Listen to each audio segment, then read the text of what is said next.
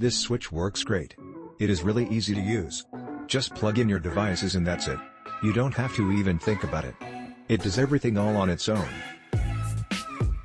This switch is built like a bomb-proof shelter, very tough. It doesn't have a fan but runs pretty cool, even when stacked on top of other networking gear in a UN-cooled environment. The only problem I have with this is that there were 2 unused ports and the little wire things that touch the cable like kinda sunk down so they couldn't reach the cable, so I had to use some tape to get to touch the connectors. That's why I gave it only 4 stars. Other than that, it continues to run my network with no problems at all. I am more than 100% pleased with NETGEAR's FS105.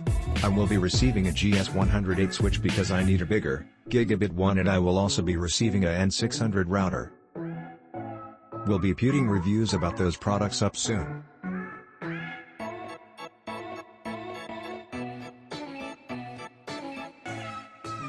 In general, the manufacturers have a hard time differentiating themselves with these switches.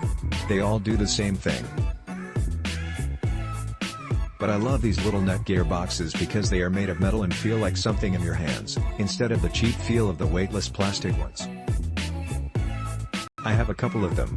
They provide the extra wired connections I need. My house is old, so no in-wall network jacks, and some of my devices need or do better with wired instead of wireless.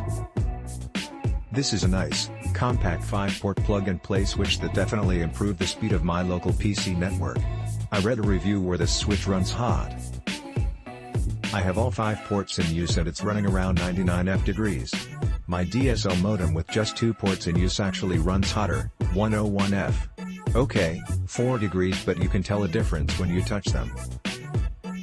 The FS105 switch does not interfere with AM radio reception as my old Linksys 5-port hub, especially at the upper AM radio band. Perhaps it is the metal box of the FS105 that provides better shielding. It's nice that NETGEAR gives me the screws and wall anchors for mounting the switch to something, either wood or plaster. But is it too much to ask NETGEAR to include a mounting template, piece of paper, so I can put those screws exactly where I need them with less fuss than measuring and guessing? Perhaps I should not be disappointed that the FS105 I got is not the same one as pictured on the Amazon page. That picture shows an uplink button and the unit is wider. I connected a cable from my DSL modem/router's uplink port to the first port of this switch and it works just fine.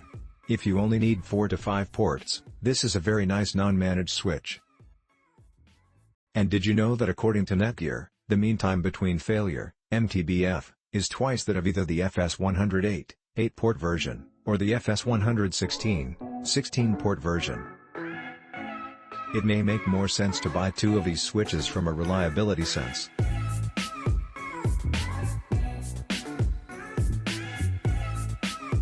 Click link in description for more reviews.